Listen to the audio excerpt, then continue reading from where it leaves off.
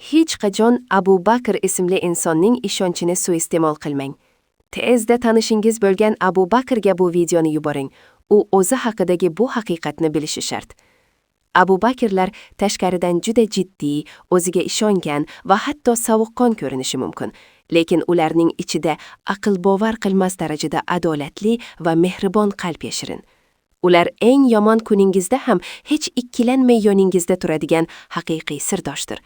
Ammo ogohlantiraman, agar ularga bir marta xiyonat qilsangiz yoki aldasangiz, sizni o'z hayotidan shunday o'chirib tashlaydiki, xuddi umuman mavjud bo'lmagandek bo'lasiz.